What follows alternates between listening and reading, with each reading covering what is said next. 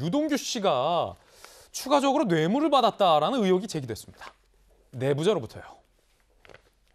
유원홀딩스는 유동규 씨가 실소유한 회사로 알려져 있고 유동규 씨가 천화동인 4호, 남욱 변호사가 소유하고 있는 4호에게 투자금을 요구하고 35억 원을 송금했다. 그런데 비료 납품에 사용하지 않았다라는 의혹이 동아일보 보도하고 있습니다. 그럼 어디에 썼을까요? 그 35억 중에 유동규 씨와의 변호사, 정모 변호사. 이 정모 변호사는 화천대유 쪽이 아니라 유원홀딩스 쪽이에요.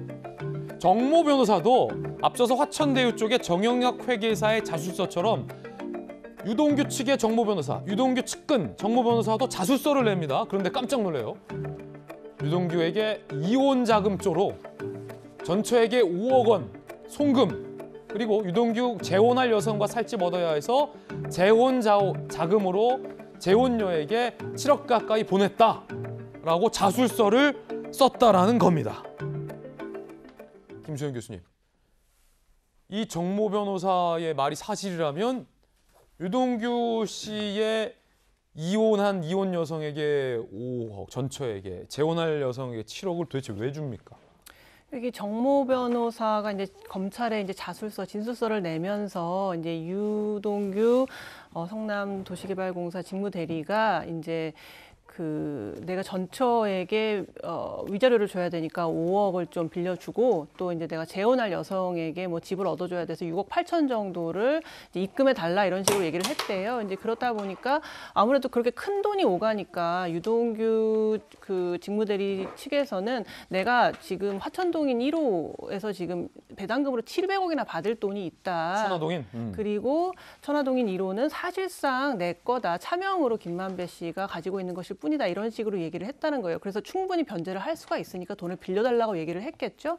근데 이 내용이 그 정영학 회계사의 그 녹취록의 내용과도 상당 부분 일치합니다. 자, 이게 복잡하고 좀 어려운데 정리를 하면 정모 변호사는 지금 유동규 씨 측근이에요. 유원홀딩스. 그리고 정영학 회계사는 천화동인 핵심 멤버인데 천화동인의 정영학 회계사가 쓴 내용과 유동규 측근이 쓴 내용의 일정 부분이 일치한다는 말씀을 김수현 교수님이 지적해 준 거죠. 그렇죠. 그 두 녹취록과 진술서가 각각 제출됐는데 그 내용을 열어보면은 일치되는 내용이 뭐냐면은 700억을 유동규 씨가 받을 게 있다. 그리고 천화동인 1호는 사실상 유동규 씨 것이다. 이런 식의 내용이 상당 부분 일치한다는 거예요. 그렇다 보니까 전혀 다른 쪽에서 두 사람이 같은 이야기를 하고 있다 보니까 유동규 씨가 맨 처음에는 어떤 식으로 이제 변명을 했었냐면 그 700억 얘기는 그냥 농담으로 한 얘기였다. 진짜로 한 얘기가 아니었다라고 얘기를 하고 있고 김만배 씨도 그 정영학 회계사의 녹취록이 다 녹취되는 걸 알고 있었기 때문에 내가 거짓말로 막 이야기한 부분도 있다라는 식으로 이제 넘어가려고 하고 있는데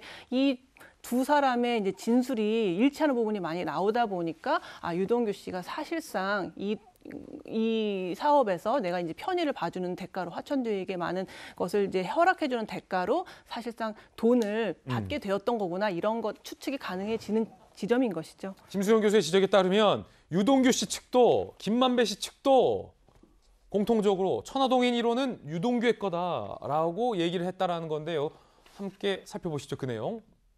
그런데 여기서 한 가지 더 나아가는 게 유동규 씨가 김만배 씨에게 직원들 입단속 이따위로밖에 못하냐, 관리 똑바로 하라 라고 정영학 씨의 녹취록 내용 중에 등장한다는 거예요. 그리고 김만배 씨가 유동규 정영학에게 천화동인 1호 내가 실소유주 아니라는 걸 직원들이 다 안다라고 본인 스스로 얘기했다는 내용이에요.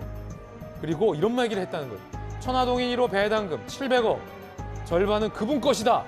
너희도 알지 않느냐라고 김만배 씨가 남욱 정영학에게 천화동인 1호 배당금 700억 중 절반은 그분 것 너희도 알지 않느냐라고 얘기했다는 건데 그분의 실명이 거론되지 않아요. 그런데 유동규보다 김만배 씨가 4살이 많기 때문에